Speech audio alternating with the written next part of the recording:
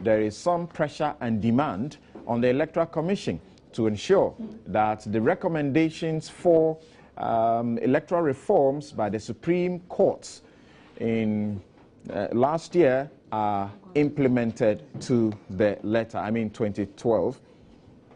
And then also we are looking at the education sector, where we are told about 72% failure was recorded in the WASSCE, that's the West Africa Senior Secondary Certificate Examination. What's wrong with it? Is there a system failure? UTAG is still not sure if it is going back into the classrooms. What are the implications? Well, the polytechnic teachers, they seem to have gotten something, so they are going back. And there are tales of wastage and maladministration at the World Cup inquiry. I'm sure you've been following it, and the commissioners were surprised that as much as 300,000 Ghana cedis was blown on clothes. All right, the NPP Special Delegates Congress is also coming on tomorrow. We'll be looking at all of these matters. You're welcome once again to the show. My guests are seated. We're still waiting for the very final guest who is supposed to come in, the fourth person. I understand is in the studio within the premises and should join us shortly. Now, Abdul Malik Baku Jr., editor-in-chief of the New Crusading Guide newspaper, a regular panelist, is here. Dr. Omani Buama, Minister of Communications, is here with us. Mrs. Esla Owusu-Ekofo, MP for Ablekuma Central, West NPP. She's here. She's also a legal practitioner. We'll be joined also by Felix Kwachi Ofosu, Deputy Minister of Communications. Shouldn't have gotten your constituency wrong, because that is where I live. All right, my production misled me. Okay, Felix Ofosu Kwachi. Kwachi Ofosu will join us also right away. Now, gentlemen, let's zoom in quickly straight away and to look at the questions of demand for urgency in the EC's attitude towards, implementing the electoral reforms that were recommended by the Supreme Court after the election petition. For the benefit of our listeners, these are some of the issues that were tabled. I'll read just a few of them. One of them was this, that the voters' register must be compiled and made available to the parties as early as possible. A supplementary register may cater for late exigencies. The caliber of presiding officers must be greatly raised up.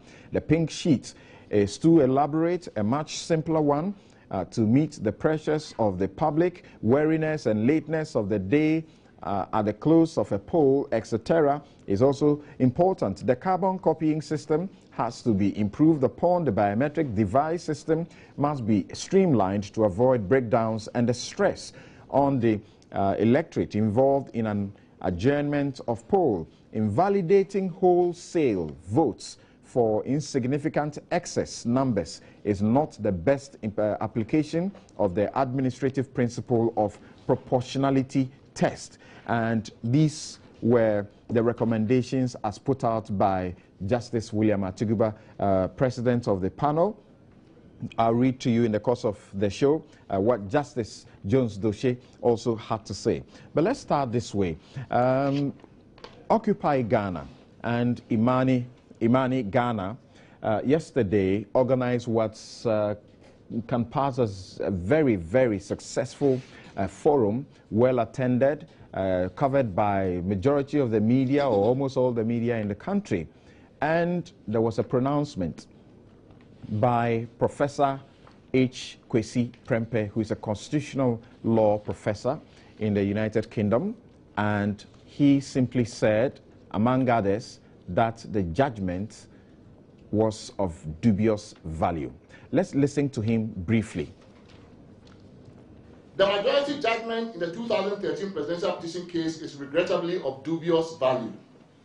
But beyond its apparent uselessness for teachers and students of constitutional law, the judgment of the Supreme Court did little to bring clarity or certainty in how our elections must be conducted, or even in how to mount a successful challenge in court in the event of a disputed election.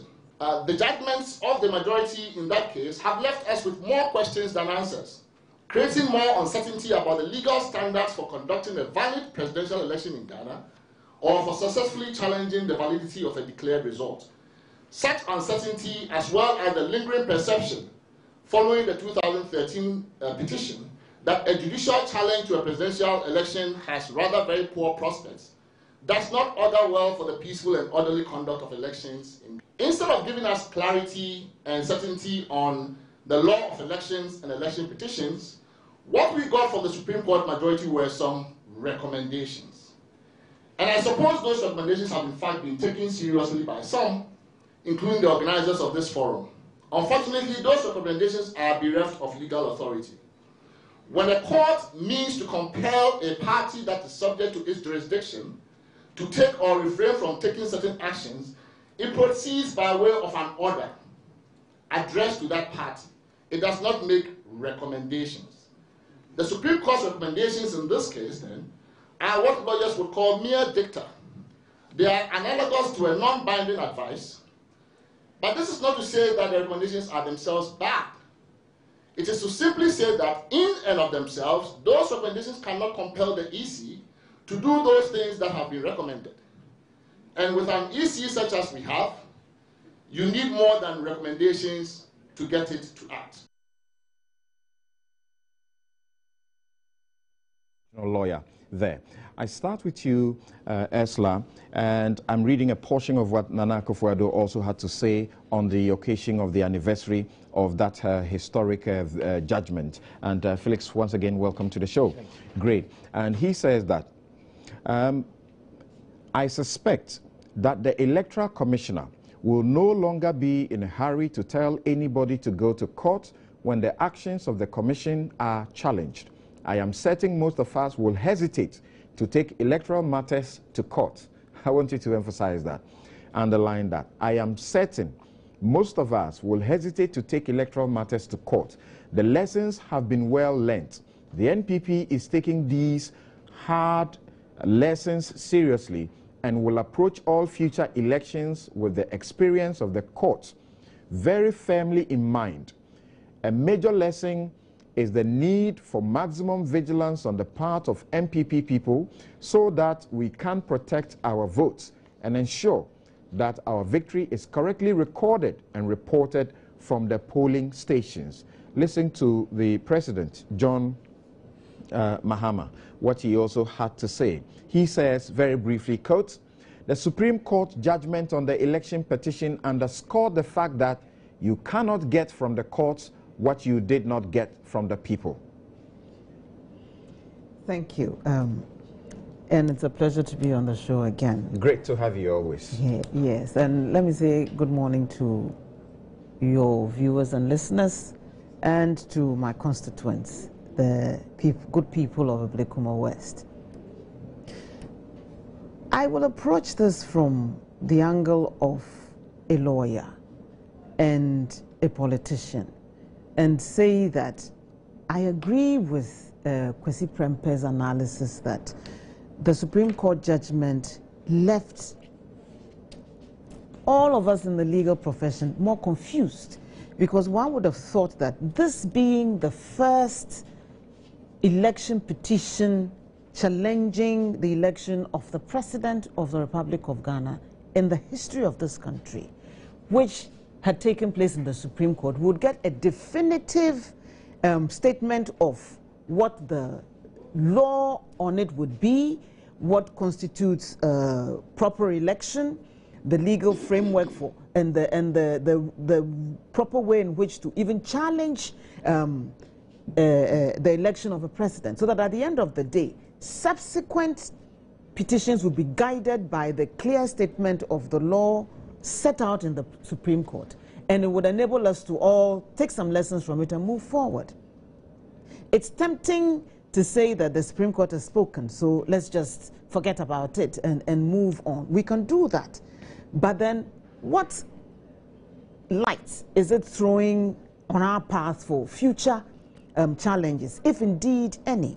And it is telling that the lead petitioner would say, Nana Akufo-Addo would say that on his part, and probably on the part of the NPP, it will be very difficult for us to mount an electoral challenge again if the situation arises in the future. Where does that leave us as a people? One would think that we all want to develop our law, we all want to develop our systems and structures to assist us live according to the strictures of our law.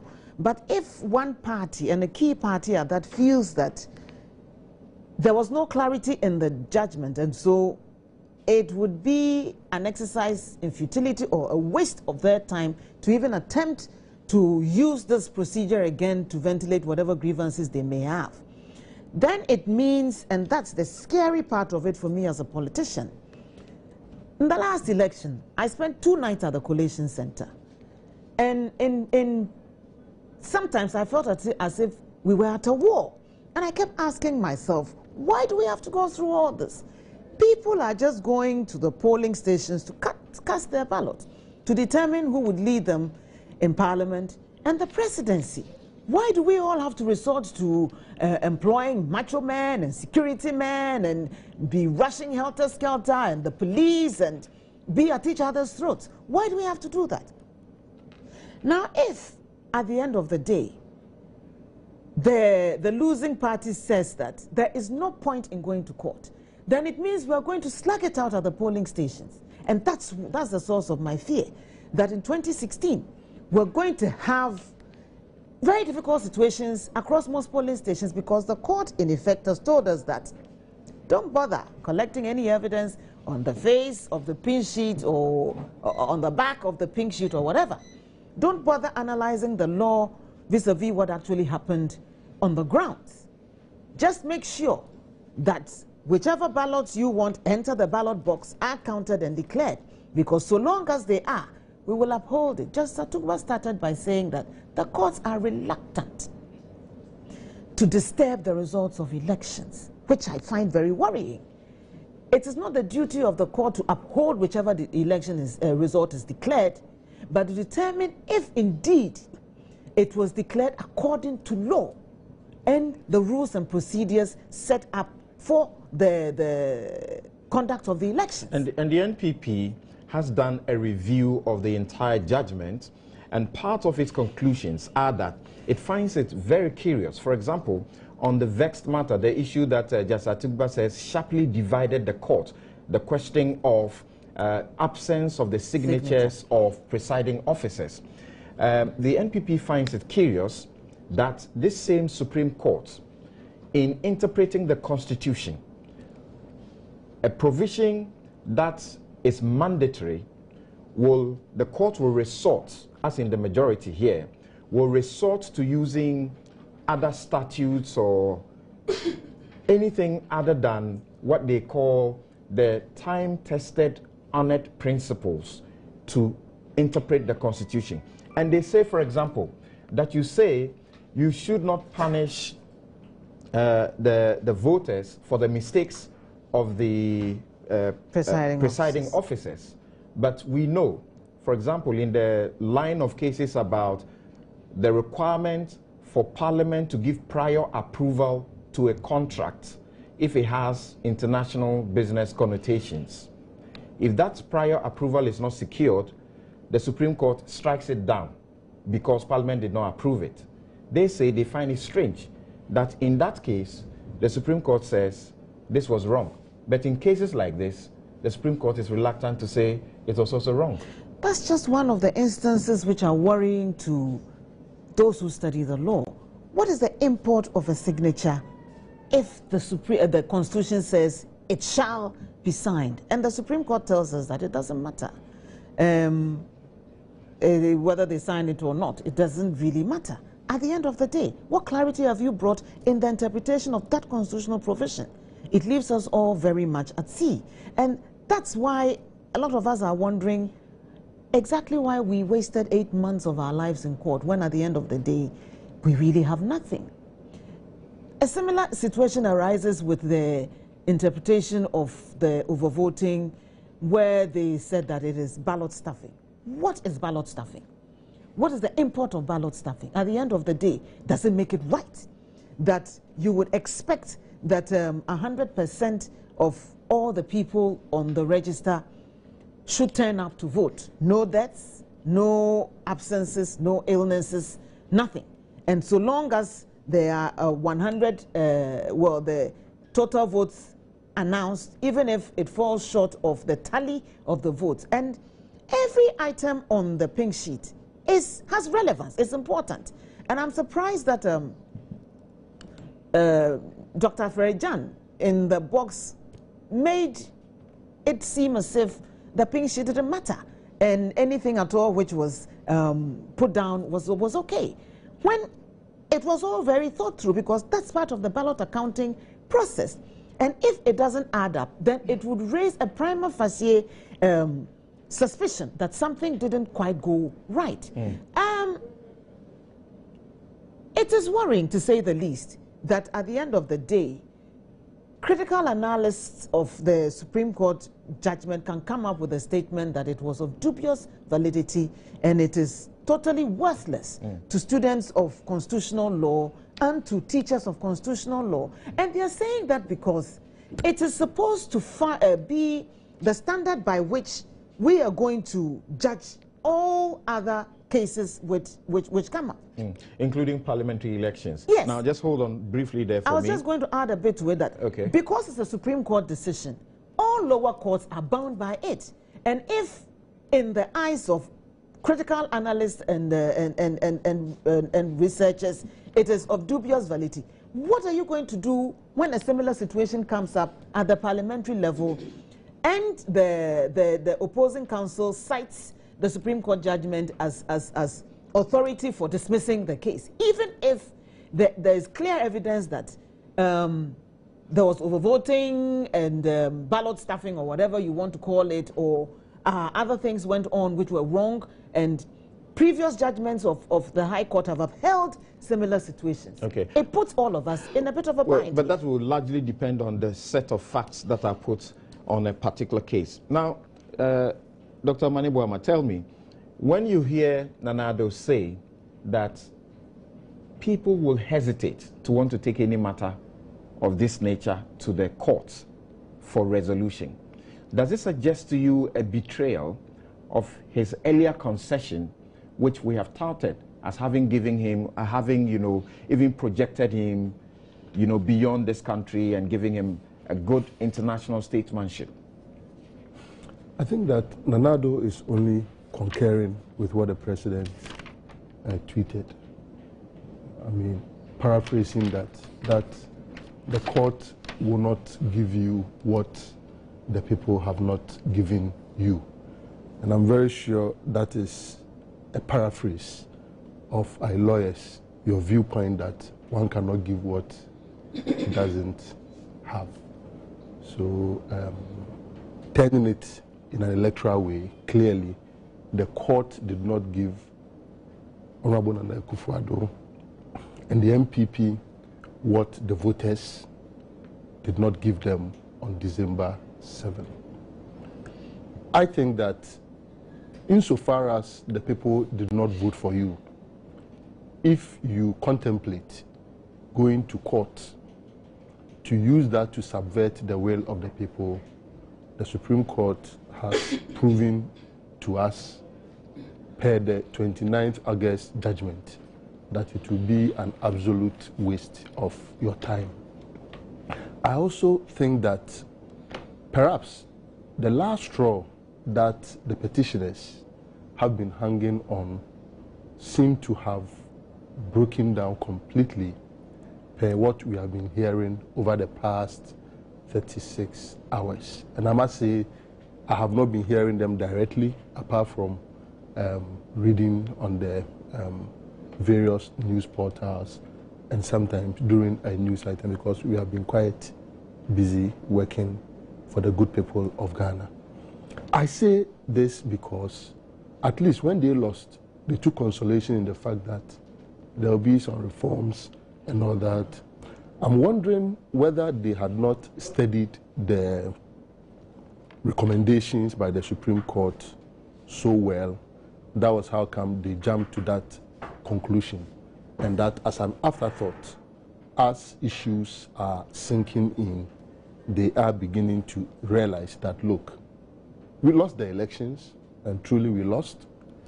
In 2008, in spite of all that had happened in the Ashanti region, places like Tibio, Dumasi polling stations, over 130 voter turnout and all, they said, oh, they had lost narrowly, just about 40,000. We came to 2012, and they lost it by over 300,000 votes and all that. So they lost. They decided to go to court. The court clearly reaffirmed the will of the good people of Ghana, the sovereign people of Ghana, who gave the mandate to His Excellency President John Dramani Mahama. And I would say that in terms of the electoral reform that we have spoken about, I will not even say that the Supreme Court is what is going to secure us electoral reforms. And I say this based on a certain historical occurrences. In 1992, we voted in this country. I was not part of it. The reforms is supposed to be the next leg of the discussion. Thank you very much. This is supposed to be your preliminary, outlook on the judgments after a year. Thank you very much. So clearly, now the last issue which they hinged on, which had to do with the reforms, after they lost on December 9, when the results were declared, and they refused to accept it, moved to court, and the court reaffirmed the sovereign will of the people. We had taken the view that their position had to do with, at least some reforms were recommended by the Supreme Court. As it is now, they have totally disintegrated that also by indicating that the reforms in the manner and way in which they were put forward do not mean much. I would say that they should be of good cheer.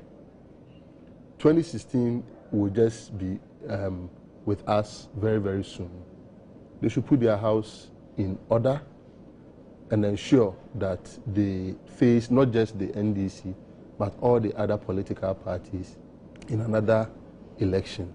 This time around, I'm very, very convinced that the margin will be in such a way that they will not even contemplate going to any court of the land.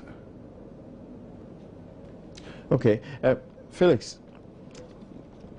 I'm sure you've had the opportunity to read the judgment for yourself, or have had the opportunity of sitting in discussions that look into the judgment in a pure, somehow legalese fashion. The petitioners now are bringing to your attention that to the extent that the majority do not discount the fact that there were constitutional and statutory infractions, irregularities, malpractices, and omissions, you ought not be heard to say that their case was not a good, was in bad faith. Well, Samson, the judgment delivered by the Supreme Court on 29 August 2013 has become a reference point, in my view, for upholding the rights of citizens in the face of a determined, spirited, and unjustified attack by persons who clearly lose an election. You see, the case that the petitioners made, the demands that they were making of the Supreme Court were inherently unjust. What essentially they were asking the Supreme Court to do was to cancel about 5 million votes at a time when they had not alleged a single instance of wrongdoing on the part of those who cast their votes. At a time when they had not shown evidence of fraud. In other words, they had not been able to show that, for instance, in polling station A, Nana Akufo-Addo obtained 2,000 votes, and yet the Electoral Commissioner declared 200 for him and added it to the national tally. They were unable to do that. They were simply relying on obvious clerical errors in the ballot accounting part of the pink sheet or the results tally sheet. If you look at the pink sheet carefully, the most critical part of it is the part where the results as they were obtained at the polling station are entered. that part of the pink sheet did not contain any evidence of fraud, or at least the petitioners were unable to establish any evidence of fraud in that part. The pink sheet was such that some of the information that was required was superfluous. It was not necessary. It would not have added much or taken anything away from the overall conduct of the elections. But some presiding officers, perhaps because they didn't have adequate time to familiarize themselves with the pink sheet, made entries which were unnecessary and superfluous. That is what the petitioners sought to latch on to get the Supreme Court to annul validly cast votes of about 5 million voters. That's why I say that the demand was unjust. And for upholding the rights of citizens in the face of this unjustified attack, the Supreme Court did good by the people of this country. The other point is that on hindsight and upon careful study, that whole exercise, that whole enterprise of going to court was a strategy that was mapped up to save face and also to ensure that Nana Akufo-Addo was presented as a victim of some electoral fraud instead of accepting that their campaign for 2012 was unsuccessful. I say this because if you look at the conduct of the NPP, their own rhetoric, their own utterances before, during, and after the 2012 elections, it leaves one in no doubt that this whole thing was just staged as a way of keeping Nana Akufo-Addo relevant. Now, this is a party that on the 9th, sorry, on the 9th, some will say if you make that conclusion, then you are also questioning the credibility of some of the justices, or to a certain extent, almost all the justices, because it is not the case that the alleged infractions did not in fact and indeed occur. There may be 3 of the justices who outright said that there was no proof. Apart from that, the rest of them made admissions of the existence or proof of some of the malpractices. I read Judge Atuba, for example. He says, it is undoubted that in some instances, the declared results were not signed by the presiding officer.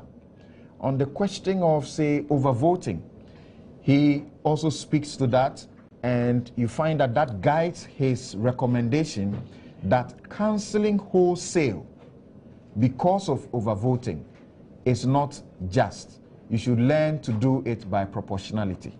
First of all, in a matter like this, it is the view of the majority that matters. That is why Nana Akufo-Addo was not declared president. Okay. So once the majority have ruled, there can be no question about whether or not some judges agreed or disagreed with the verdict. Of course, for academic purposes, you can read their judgment and seek to analyze it. Again, you must determine the extent to which the so-called infraction undermines the integrity of the process, or whether or not that vitiates the whole conduct of the election. Samson, I have been part of elections since 2006, when I first took part in the Offensive South elections. And I can tell you, in all honesty, that the 2012 elections were the cleanest, the fairest, and the most transparent. In fact, it is the only election that I did not hear of reports of violent attacks or the snatching of ballot boxes since 1992. The other point is that if a presiding officer forgets to sign a pink sheet, does it mean that the people who went to vote in that polling station did not vote, or they did not make a clear choice as to who they wanted to become president? Again, ask yourself, why did the presiding officer not sign the pink sheets? You have a situation where elections end at 5 p.m. Within a matter of 1, 2, 3 hours, people at the polling station are breathing down the necks of presiding officers to declare results. In the haste to do so, they may forget to sign the pink sheet. There is not a single report of any presiding officer who was placed under duress, who was threatened or intimidated not to sign the pink sheet. There was also not a single report of an instance where results declared at a polling station was different from what the Electoral Commission used to compute the overall tally of the result. So the Supreme Court cannot be asked to punish 5 million voters simply because a presiding officer forgot to sign the pink sheet. I don't think that it is just. And for me, those who went ahead to put this case before the Supreme Court and ask them to annul those votes place themselves directly in the path of the rights of citizens to vote. I cannot understand how anybody who wants to be president would proceed to insist that the rights of citizens be curtailed simply because of an infraction that did not in any way affect the outcome of the results.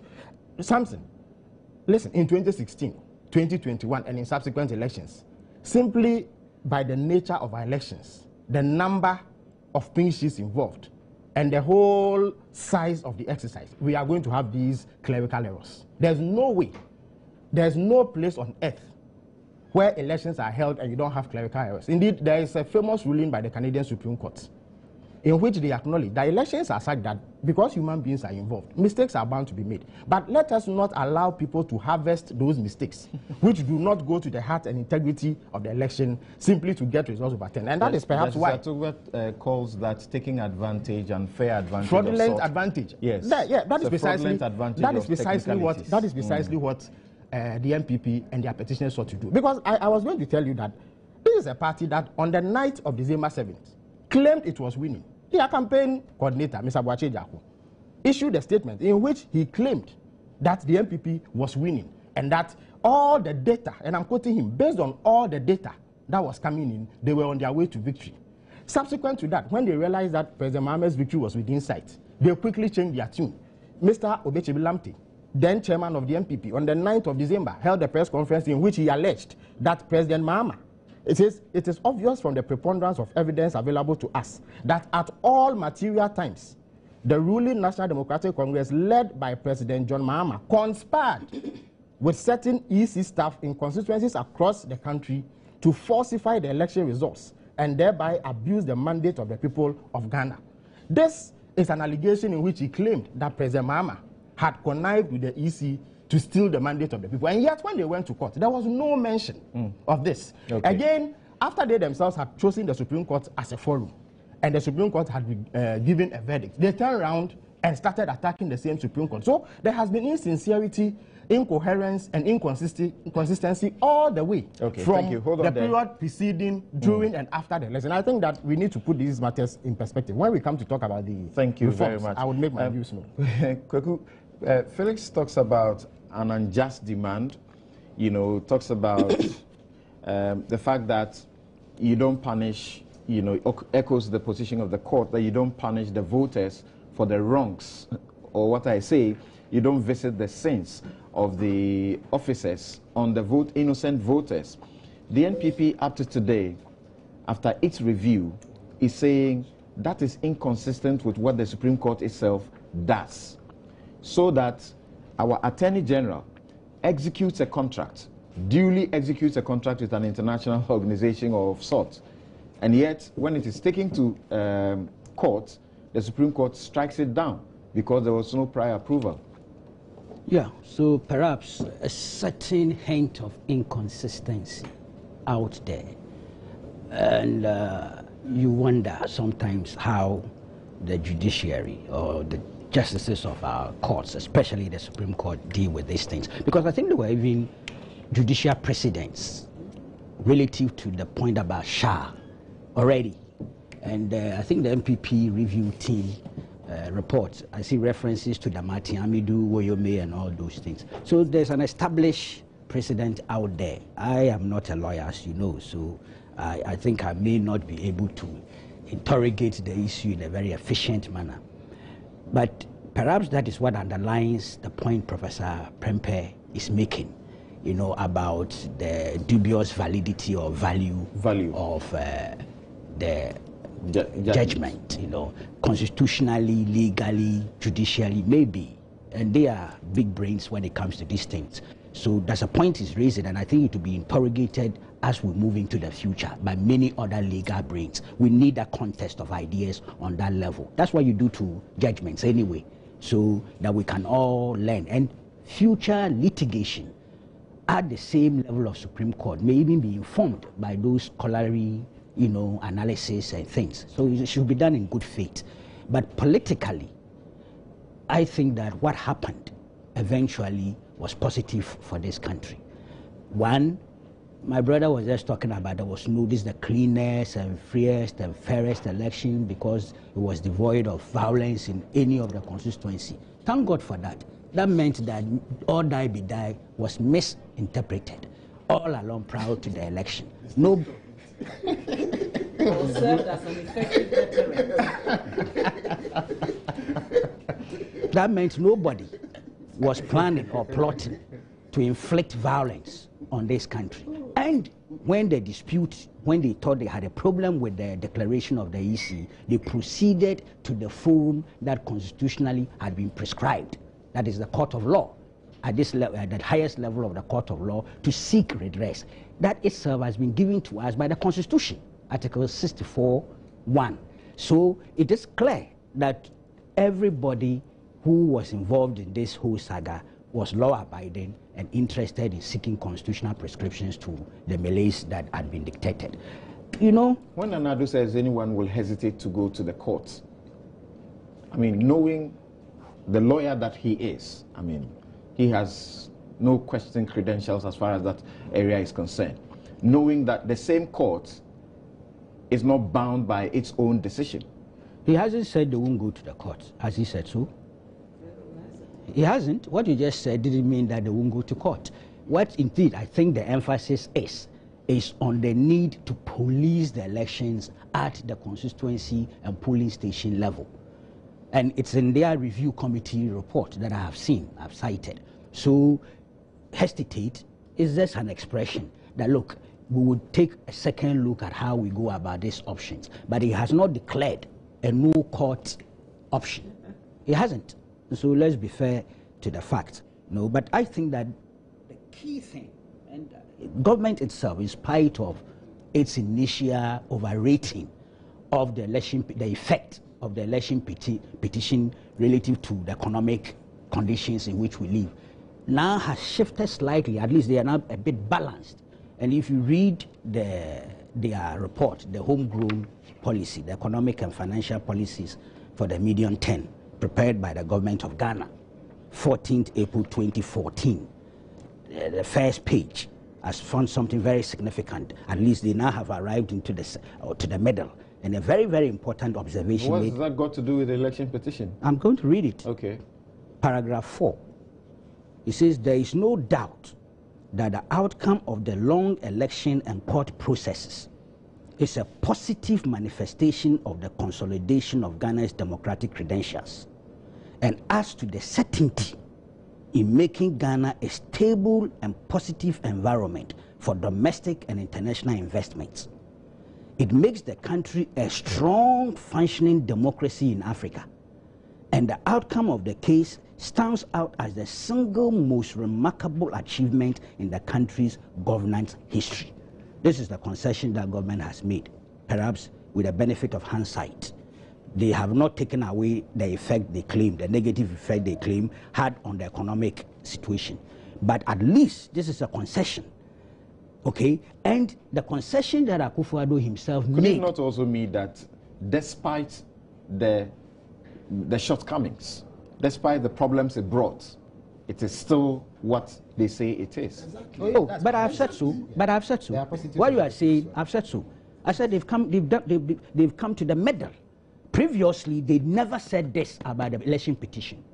It was an outright rejection of it as a hostile action against the nation, as an unpatriotic action. How about the president who was a respondent himself? He didn't say that. Oh, he said this is good for our democracy. Yeah, but do we have to take only what the president says?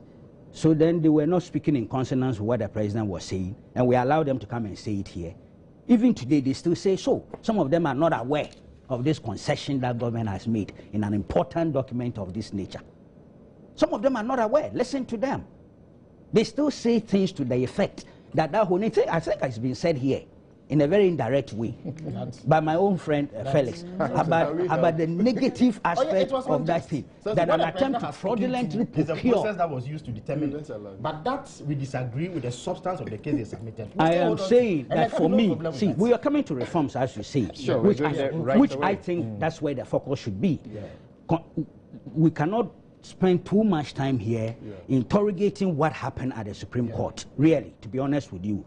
Fortunately, the Supreme Court, in concluding, gave a certain window of opportunity that have reforms. That is where I think the focus should be, okay? But if we are looking at the significance of that particular action in court, I am saying that government, by its own movement to the middle, has now conceded that this was not, after all, a hostile, unpatriotic initiative by a citizen or citizens of the land. And it's here. The answer is here. Okay. Thank you very much, Abdul Malik Okubaku Jr. This show is brought to you by ZipNet Internet. You can get ZipNet Internet if you're in Accra, in your homes in Accra, in Tema, Kumasi, Takoradi, at very, very affordable rates. To enjoy unlimited browsing, downloads, or streaming, subscribe to ZipNet's Bronze, Silver, Gold, or Night Park residential packages and experience reliable, awesome internet services in your home. To subscribe, visit ZipNet Sales Center at Stambik Heights, Airport City, Accra, or call 0302 740 090. Email info@myzipnet.com or visit the website that is www.myzipnet.com. ZipNet, simply reliable. And also Star Assurance wants to remind you that they are dedicated to continue to offer you cutting-edge insurance policies that give you peace of mind and power to achieve your set goals. They work to protect your properties and businesses when the unexpected happens. They have branches all over the country, and they are focused on building partnerships that last a lifetime. Talk to Star Assurance on 0302 240 632 or visit www.starassurance.com. Star Assurance, that's your CIMG insurance company of the year 2012, and Star Assurance is your solid partner. I've got a few of your comments here, and Christopher says that from Brikumi says, what happens if the EC fails to implement recommendations by the Supreme Court justices? Will the EC as an institution be guilty of any crime? If not, Samson, then this whole election petition thing was an entire waste. It is probably the result of our current economic woes. Ata Imoro in Wellency says that the Electoral Commission knows very well that electoral reforms ahead of 2016 are inevitable. But as characteristic of the EC, they will wait until they have run out of time. Then they will begin to do things in a rush. The earlier they start the reforms process, the better it will be for Ghana. Horatius says, I think the Supreme Court should have ordered the EC on the reforms needed going forward rather than making a mere recommendation. Ibrahim Kopa in Tamale says the single most important deficiency in the Supreme Court recommendations as far as the 2012 elections are concerned is the failure of the Supreme Court to give legal backing to IPAC meetings, since the legality of IPAC as a binding document became a controversial issue in the election petition. Thank you very much. Now, I'd like us gentlemen to go straight and to look at the gentleman and lady. Thank you very much. Let's go straight and then look at the questions of the suggested reforms that are supposed to be done by the Electoral Commission. Well, as you know, by the judgment of the Supreme Court, unanimously, the claims of duplicate serial numbers, duplicate polling station codes, and unknown polling stations were unanimously dismissed. Then came the issues that were a bit thorny. Those were overvoting, absence of the signatures of the presiding officers, and voting without biometric verification, forgive me. And that one, the Supreme Court voted by 5-4, 5-4, 5-4 majority to dismiss them. Nonetheless, in the end, there were recommendations for reforms. If I may start with Omani on this point.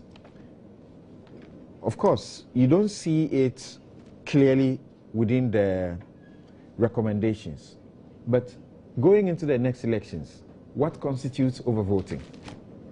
Samson, thank you very much. And I didn't want to interrupt your program, but if you will give me just some few seconds to respond to Kweku's very constricted. You respond, he respond, view and then we of may the have to continue with outcome. this part of the discussion. You guys said that Yes, we could have yes, responded. yes. And all of you know. echoed that the most important thing now is to look at the recommendations. So let's move on. Let's move on. I beg you. But to misunderstand the operational word outcome to mean the effect of the processes, I think is also maybe dubious.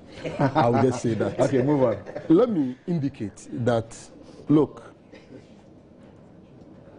electoral reforms, and this is where I state that we did not have to be taken through 8 months of litigation, which started with journalists being beaten up, innocent citizens' cars being smashed, and all that at Kwame Nkrumah, which started with at Kwame Nkrumah Circle.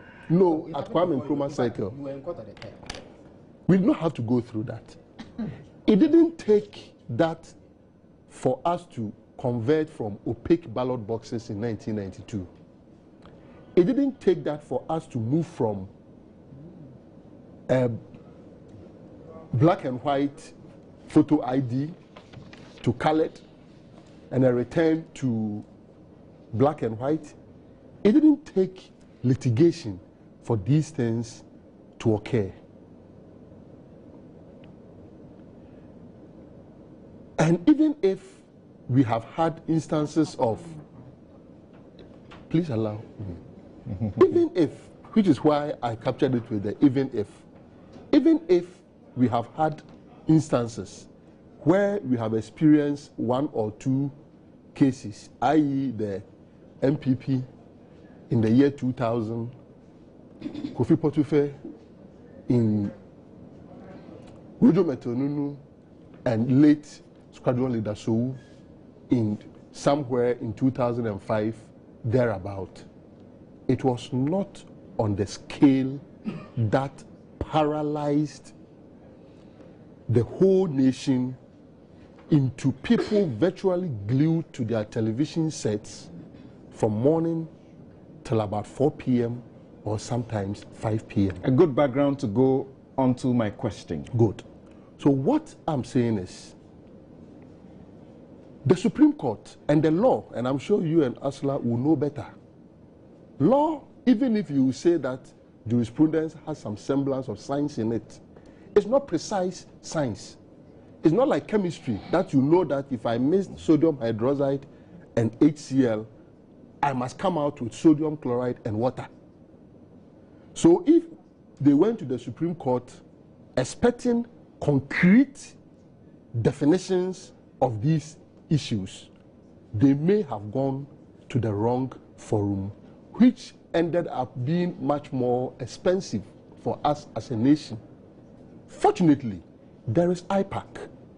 Fortunately, this morning, I heard on the Joy FM 6 a.m. news bulletin, a lady from the Electoral Commission indicating that some work has gone on in terms of the reforms, and that very soon they will be coming out.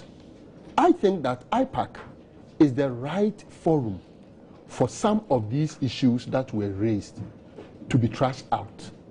And I'm not sure the MPP disagrees, because even when we came to the issue of the introduction of the biometric and all, some of the suggestions, some of the opposition that were expressed against some procurement practices and all that were all put forward within the context of the IPAC. And so I would have been very, very surprised if the Supreme Court had given a basket of recommendations that were so distinct, absolute, said that at the end of the day, if the Electoral Commission picked that and began implementing that from 29th of August all the way to December 7, and maybe after counting, they would have completed a process. I'm yet to come across any such literature or any such judgment that was given elsewhere which prescribes the scope of what should guide our elections. The Supreme Court has given a certain indication. I think that it is for the Electoral Commission to truly follow through with what we heard this morning on Joy FM per their spokesperson, that even as we speak now, certain actions have taken place. Let me, however, also certain indicate... actions have taken place. We do not know of any clear calendar of how they are doing it. We do not know of any specifics a year on. Are you satisfied that, but for the pressure that we have seen mounted by groups like Occupy Ghana, would not have heard this? That is debatable.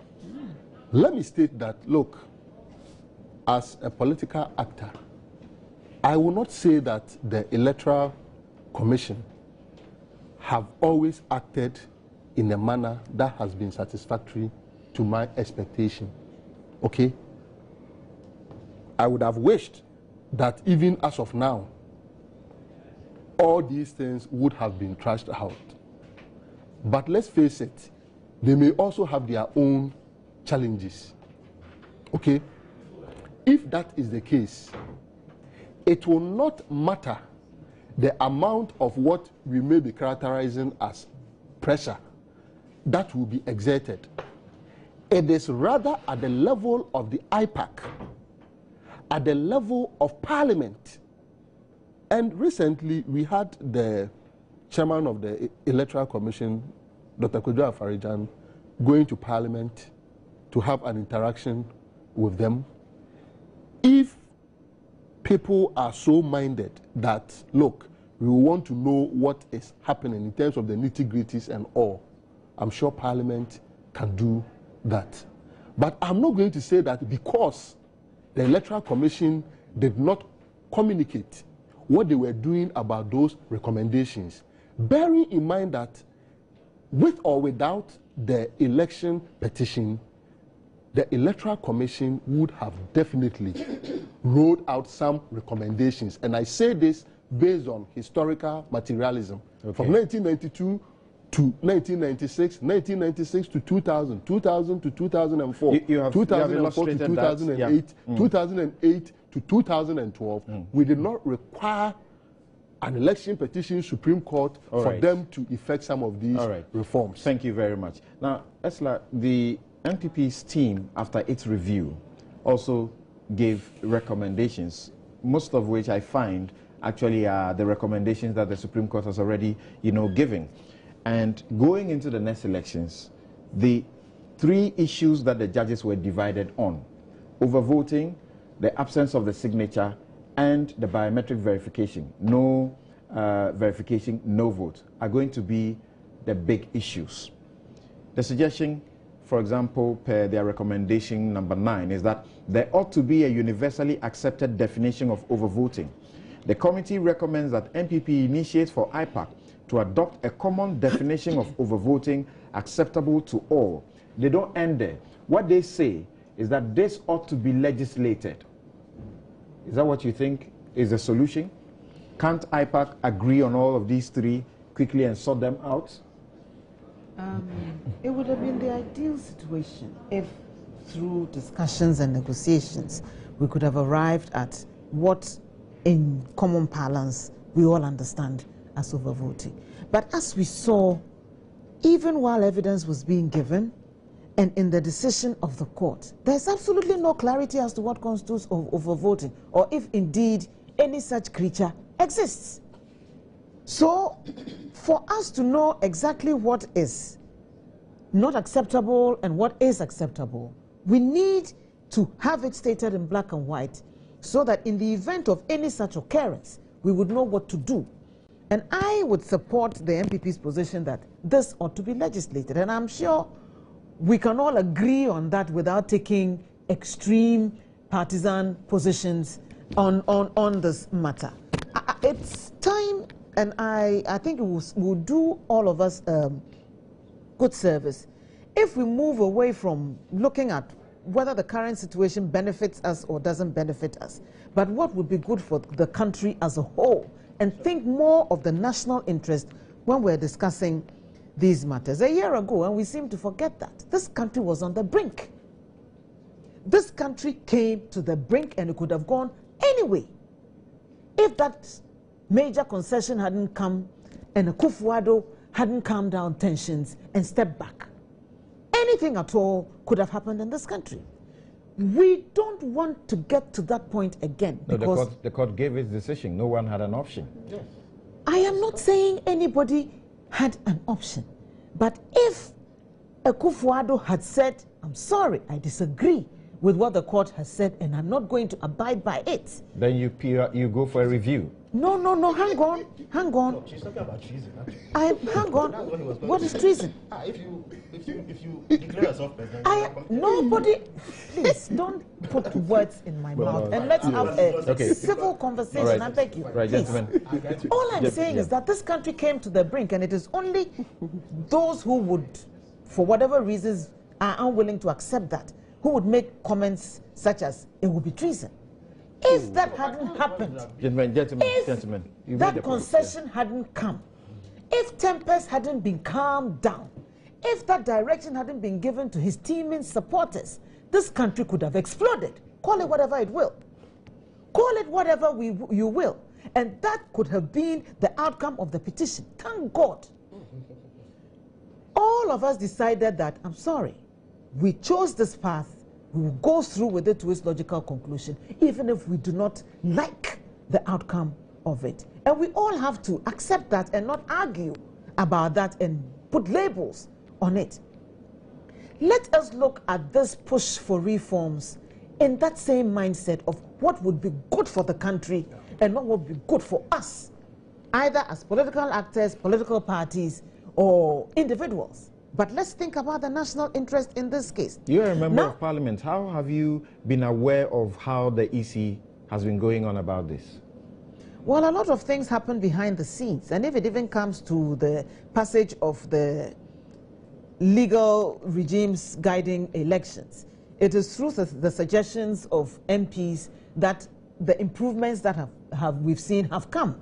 And if we saw how the CI regulations for the elections went back and forth, it was because of the input CI. It started 74. Okay, from 75. CI whatever and ended up at CI 75. I mean, I think it came and went about 3 or 4 times before the final product came through. Good governance. And it is the input made by MPs which led to that. I'm not saying it was perfect, because we've seen in the implication, in the application of that law, that there were still problems, and that's what ended up in the Supreme Court. What are some of the issues that the petition raised? And I think one of the key ones was the register. The key problems that the petition, one of them was, the petition highlighted, was the unreliability of the register we have. What has the Electoral Commission done since the election? As far as the register, which we went in the 2012 elections were concerned, they've done absolutely nothing. There have been persistent calls that we need to have an independent audit of the register, because there was clear evidence, and Afarajan admitted it on the stand. The NPP alleged, for example, the foreign, voters. The NPP alleged, I think, 170 plus. The EC admitted 50. I just wanted to make that point. Admitted 50. Even before that, the EC alleged that 245,000 people had been registered outside the country, overseas. When directed to bring an end, every single one of those people who registered would have filled a form, which would be in the custody of the Electoral Commission. So it would be very easy for the EC to check from the forms filled as against the total number on the register and produce the actual numbers to the court. Were they able to do that? They weren't. They brought just about 2,000 names to the courts. So what happened to the 225,000 that they claimed they registered outside the country? And in this matter, in this case, it was EC officials themselves who flew to the various countries to conduct the elections, the registrations personally. If they were even unable to produce the evidence of those registrations, how can we have confidence in the register that they put together with ordinary citizens who were engaged for that purpose. That is where the beginnings of the difficulties lie. So if we cannot be sure about the reliability of the register itself, and post-election petition, even after the admissions they made in court, you have the spokespersons, or Christian Owusu-Parry, what position does he hold in the EC? Public Affairs Manager of the EC, saying that there is absolutely nothing wrong with the register. Then it creates a lot of suspicion that maybe they are not as interested in improving upon their own systems as they ought to be. And that's where one of the worries are. And so I think that both parties, the major parties, in fact all the political parties, it is in our interest to ensure that we have a credible register going into the 2016 election. And the register we used in 2012 has been so discredited that we cannot rely on it. That's one. Right. And I think overvoting is another. We also need to decide what we're going to do with the biometric verification machines that were procured at such great cost. Bearing in mind that CI 75 Regulations 30 states in black and white that without being verified, you cannot vote. What do we mean by verification? That also became an issue in the court, which has been left hanging by the court, which needs to be determined. All right. There's a lot more we can say, but I'm sure time is not on our side, so I'll just leave it there for now. Thank you. Felix, in respect of the question of overvoting, do you remember what the traditional and the second definitions are? Absolutely. And you see, Samson, a lot has been said. The traditional... Yeah, I remember that. And I was going to supply that. If you is that... Yeah, is that overvoting occurs if there are more votes in the ballot box than the number of people registered to vote in that polling station. And then second, if there are more ballots... If there are more ballots than was issued to the polling station. Now, those are the two. And they make sense. Because you see, this is what I'm asking. Okay, all right. This is what I'm asking. Okay, all right. Now, you all agree that there's a need to have a relook at this, yes, and have a universal, definition. And Justice William Atuguba says, where it's been the tradition that because of the excess of just one vote, the entire, vote for that area is cancelled or annulled. Yeah. He says that is not in tandem with the administrative principle of the proportionality test. Do you agree that there ought to be a way to be able to single out yes, and the spoiled ballots? Something there is. Actually, there is. In fact, the two traditional definitions I've given you suffices. What happens is that unless there is violence, that leads to the snatching of the ballot box, where some people go thumbprint papers and put it in the ballot box. Overvoting, in the way that the MPP sought to define it, is impossible. Unless, of course, there is active connivance with the polling agents, the electoral officials, or violence takes place. What happens is that then it's not impossible. Listen, unless, of course, the MPP polling agents would allow that to happen. But every single ballot paper is accounted for. Indeed, I have followed the elections from printing in the printing houses, and every political party is allowed to observe the process. Every single ballot paper is identified by a unique serial number. Added to that is the fact that every single ballot paper that is issued to a voter is stamped with the polling station stamp. These two things identify a paper. If at the end of voting, for instance, there are 200 people registered in this polling station, 100 ballot papers were issued and it can be accounted for. But when the ballots were counted, 102 were discovered in the box. All that will happen is that they will check the serial numbers, which will tally with the serial numbers of the ballot papers in that polling station that was issued at the beginning of the poll. They will also check for the stamp. If these two are missing, that ballot paper does not count. That is the process that has been used since 1992. And in my view, it suffices. So there's really no debate. The question of the serial number, their own, the question of the serial number, the recommendations, Justice Doche says, and let me read just a portion. He says, it really does not make sense for the Electoral Commission Chairman, Dr. Farijan, to state that it is the printers who generate the numbers on the pink sheet in order for them to keep count of the number of pink sheets they have printed.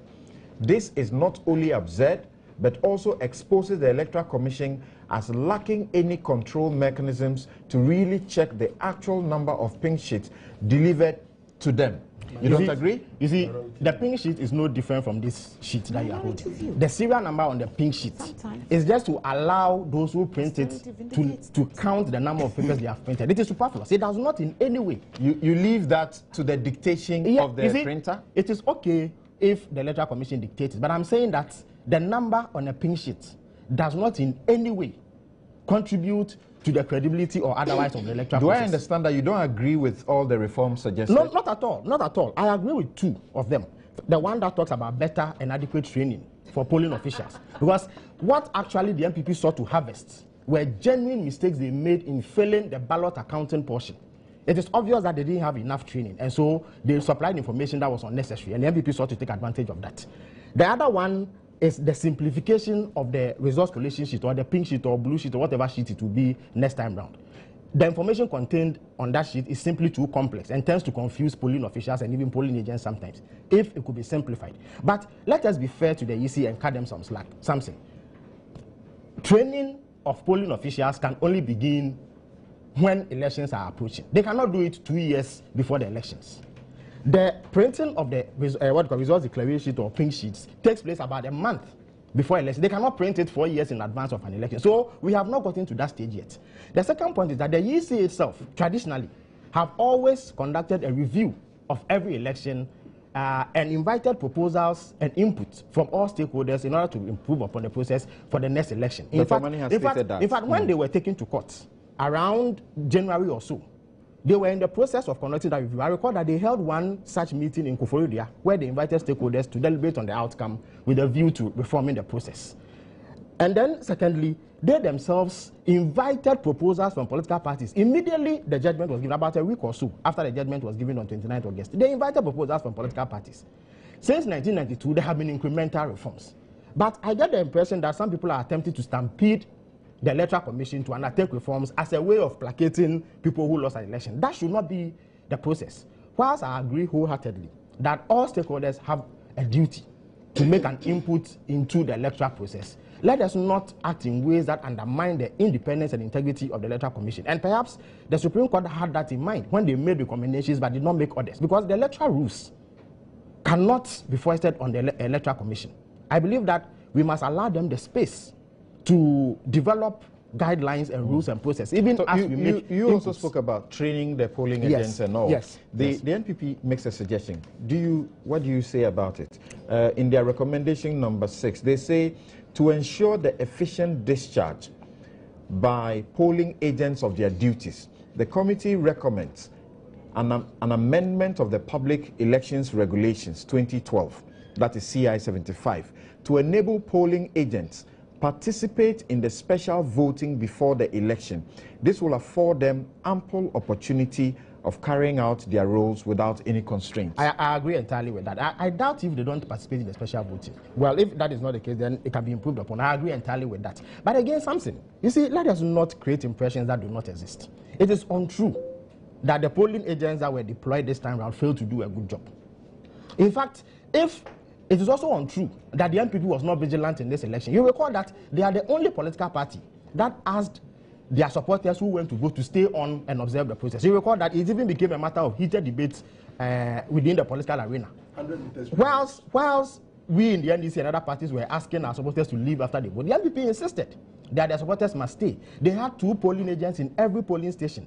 It is just the case that because no fraud occurred, not a single polling agent of the MPP reported that there was fraud. It is not possible that all MPP polling agents would have been compromised by the opposition or the NDC or any other party for that matter. So the MPP clearly came up with a case that had no substance, it had no basis, and are attempting to make it seem do you know where that the EC, do you know what stage the EC is as regards the process? The process for the implementation of the recommendations? Yes, but I've told you that most of them are not due yet. They cannot print ballot papers or collation sheets 2 years in advance. They cannot train polling officials 2 years to an election. Okay, the register is undergoing some modification. Right. Recently, we ended the limited registration exercise. They will open it again. And so thank you very much. I don't know where this pressure is coming from. Thank you. Kofu, what do you say about the EC's approach? Look, if the consultations or the processes that are ongoing, because that is the impression I get, were deep enough, wider enough, you know, we will not be hearing complaints from some of the political parties. They are ongoing and known only to the EC. Precisely the point I'm making. Precisely the point I'm making. Even civil society groups could be involved. Good governance groups could be involved. This is a national matter. It helps all of us. And this is what had happened with other reform exercises that we underwent over the years. Litigation may not have driven some of them, but pressure did. Both local and international pressure, Dr. Mani. And I was part and parcel of some of those processes. Indeed, I have brought here minutes of IPAC from 1993 to today that will show you the things that happened in there, with the NDC even at certain stages boycotting ruling party,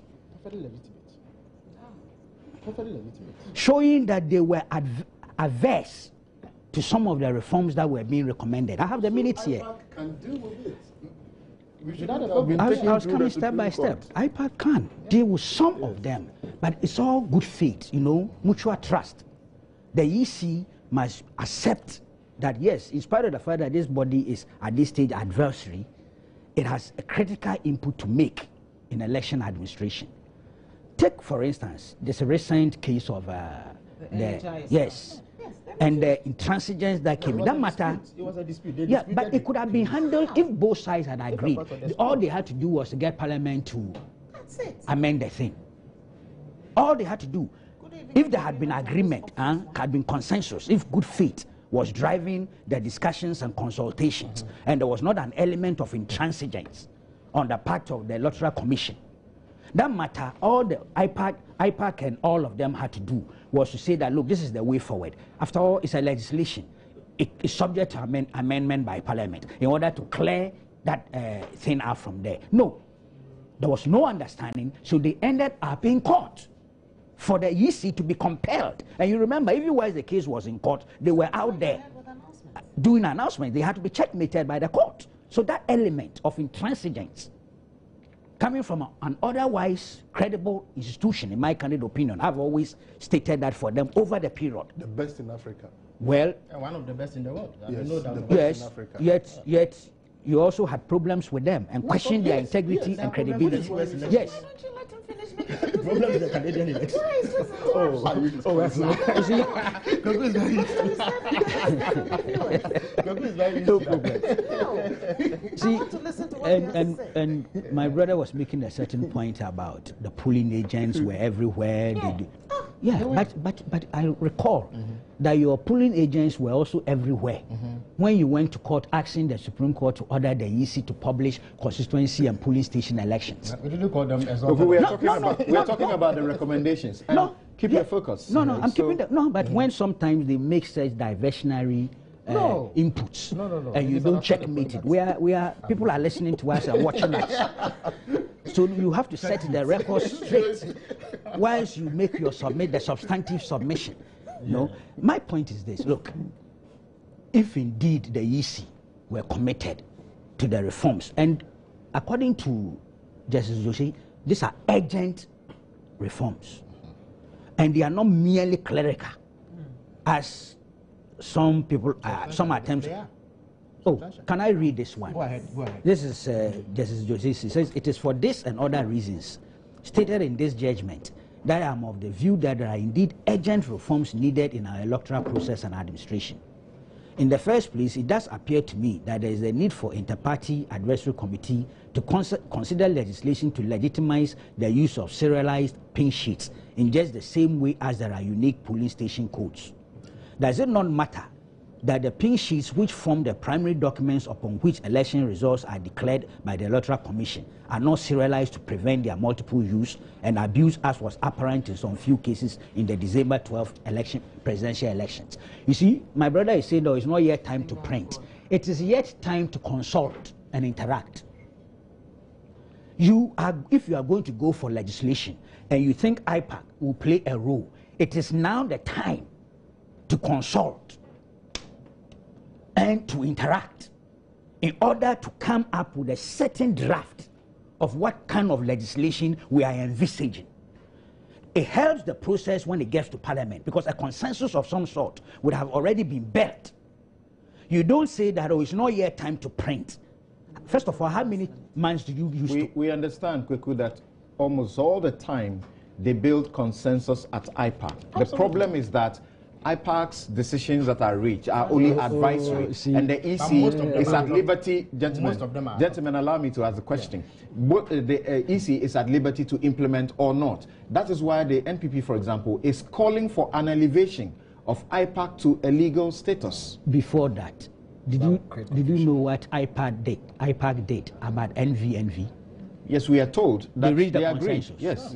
And what happened? It was implemented. And even in court, what was implemented? Nobody voted without come on. Nobody.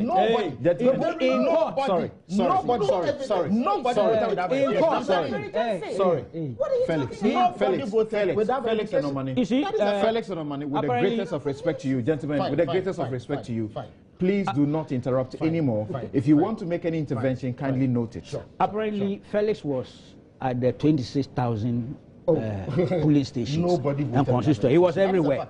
So he's so sure. You just agreed that you were going to grant me what I asked. Okay, all right. Sorry about that. He was everywhere. So he can say that. I wasn't everywhere. So you can. But I recall that during the proceedings, this became an issue. And a certain tape recorded text of Afarijan was played. And his own understanding and explanation exposed a lot. That thing was just said without the intention to make it binding. This was obvious. In fact, Johnson Esiye Donketia says that henceforth, fantastic, he would ensure that everything that is said at IPAC is recorded. Yes, but you remember what happened relative to this tape recording that was played. So I don't see it. The point really is that yes, things consensus. And when he says recorded, he means minutes taking, yes, so that they will constitute and signed. Yes, but the NV became an issue, a subject of controversy. That's right. It was manifest. Big issue. I don't want to go and recollect it because, as I said, that's not an emphasis. Dr. Statement was. He actually said that he was even allowed to vote without verification also. No, he was not alone. He was not the only one. Some chicks. There were other. Okay, the first day on the day of the elections, I sat on this platform, and we had people, including a chief. That's right. Calling to say this is the problem, and they're going to use their position to get the officers at the polling station to get their people to vote. Sorry. I'm just recollected something. I even made the point that if you are a prominent person, but that doesn't mean that it happened. You know what? All right. I take a break at this point. We'll be right back. Kweku, if you can wrap up in the next 1 minute, 30 seconds. There's no need to elaborate. I give any one of you has any reaction, just a minute, and then we'll move on. For me, the point really is that the EC and all the other stakeholders, particularly the political parties, but it must include some good governance institutions around, must begin to forge a consensus on the reforms that are required, some of which the EC, the Supreme Court provided. There could be others beyond it. There are some that are of certain nature that perhaps would need even constitutional amendment. If I look at 49.3, I have a little difficulty as to how it can be dealt with going forward, especially with the Supreme Court's own ruling on it. But the most important thing is coming together now. Nobody should think we have the luxury of time relative to 2016. If you look at the timetable, there must be a focused approach, a timetable outlined, all the stakeholders interacting from now in a transparent manner, and not this thing, we have got submissions, we are dealing with it, you have your own timetable. That doesn't help anybody, to be honest with you. That for me is the bottom line. Some comprehensive audit of the electoral register is also required so as to put everybody's mind at ease. Thank you very much. Thank you, Kweku. Felix. Yeah, I disagree with legislating away every problem. I disagree with the suggestion that IPAC should be backed by law. I think that the IPAC as it exists now suffices. Perhaps there should be greater and closer collaboration between them and the EC. I also maintain that some of the reforms that were recommended, in fact, the most fundamental of them, are a bit too early in the day to implement. If the EC has to train polling officers, the training of polling officers, I don't think that they can do it now. There's no use doing it. Maybe 4 or 5 months to an election, that can be done. The printing of ballot papers, if it is agreed that serial numbers should be put on it in a way that makes it easily identifiable, that can be done during the printing. I don't think that we require any elaborate processes to ensure that. But you see something, the final point I want to make, that in this whole election petition, several arguments were made about whether or not the Supreme Court should be on the side of voters or they should strictly interpret portions of the Constitution. But the most compelling narrative that justifies the ruling that was given, ironically, came from Nana Akufo-Addo himself, when on the day that he filed the petition... Are you talking about recommendations? Yes, I'm talking about it. He said that in emphasizing the importance of elections, it must be pointed out that the sanctity of the ballot is and must be supreme. In an election, we cast votes. The votes are counted. The count is collated. The results are announced, and formal declarations of results are made. In the entire process, we must never forget that it is the casting of the ballot that is sacred. The rest of the activities are at best administrative duties. Valid. Valid. What it means is that if you tell me that somebody didn't sign a pink sheet, which is an administrative process, so the ballot it doesn't make the ballot valid. Absolutely. That's what I'm telling you. No. See, a valid ballot is what is cast. The constitutional injunction. The constitutional injunction. Sorry. The constitutional injunction on the declaration is on valid votes cast. And there are requirements to make a vote valid. So if those requirements are not met, don't keep them. Thank you. Your 1 minute is done. Your 1 minute is done. Sorry, your 1 minute is done. Sorry, your 1 minute is done. I don't disrupt. I am in charge. Right. Now, Esla, the Institute of Economic Affairs has, under its election reform project, has met with political party representatives and everybody, and they've come to a conclusion and are making a proposal for a timetable for whatever the EC has to do ahead of 2016. Is that what we need? We need that and many more other things. We need to have certainty that this specific activities are going to happen at specific times, and the EC ought to be bound by its own timetable. Even in times past, when they put forward timetables, they haven't abided by it and left things until the very last minute. How can you seek to create new constituencies on the eve of an election? We saw that in 2012. And in practice, talking about training of officials, sometimes even untrained officials are substituted for trained officials on the eve of the election. And so you have people who are totally clueless for whatever reason being part of the process. The EC leaves everything too late. Yesterday they were talking about... Don't forget, 1 minute is what you have. Yes, they were talking about the people challenging the people they appoint as polling assistants. If you don't know who are going to be responsible for the polling stations before they arrive there, there's no way you can challenge them. Okay. And IPAC, yes, it's an advisory body, and the EC has demonstrated over the years that it can decide when it wants to accept the recommendations or not. Now, Dr. Manimba, I'm sure you also agree with the IEA. They say we need to publish well-defined programs with timelines to ensure certainty in the implementation of activities of the EC. Something wants to put words in my mouth. Let me ask you a question. Oh, thank you. Let me stick to what I want to say. No. I ask a question. That do you agree or you don't? I think that anything that will enhance the electoral process is good. There's a concern also about making funds available to them in good time. Samson, you are going to make sometimes that hinders them. You are going to make it impossible for me to say what I want to say in my 1 minute. That's what the show is about. But it's not fair. The others were allowed to state.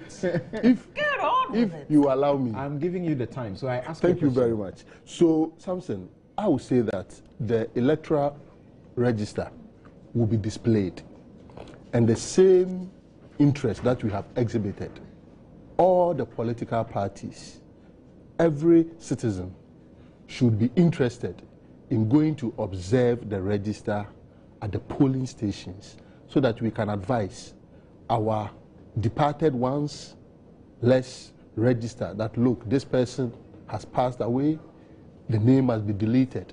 This person has moved from this particular constituency and the person has registered in another area. All these multiple layers will help us to have a much more credible register. For now, the EC of Ghana is the best in Africa and can compete everywhere in the world. Thank you very much. And in respect of the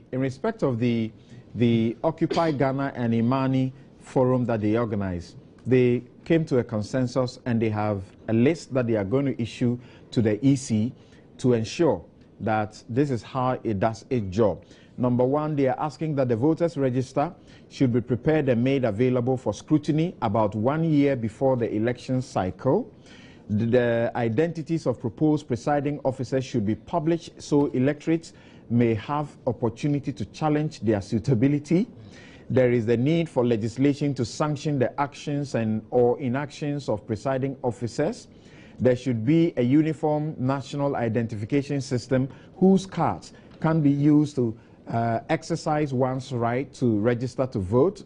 The Electoral Commission must adhere to international conventions on elections of which Ghana is a signatory, and the Electoral Commission must take immediate steps to implement the Representation of People's Amendment Act, that's ROPA, 2006, to allow foreigner Ghanaians who are abroad, residents abroad, to also vote. They have a lot of other recommendations. I'm sure those will come out in due course. The 21st point is that the capacity of the strong room should be increased to allow more stakeholders to observe the collation of the results. Now, Simon in Wale says that Article 49 of our Constitution, as captured in Regulation 36, Sub-Regulation 2 of CI 75, has been rendered useless per the verdict of the Supreme Court. Time will vindicate the stance of the petitioners. And then this one's Oliver is saying from Salega that the election petition opens up the loopholes in our electoral system. One down memory lane, what has 1 year down, that's what you wanted to say, memory lane, what has happened to the reforms alluded to by the Supreme Court judges. Musa Abatar in Kumasi says, we don't need anybody to tell us that we need electoral reforms because we sought to do electoral reforms after every successful election that we have had. Thank you for your comments. And now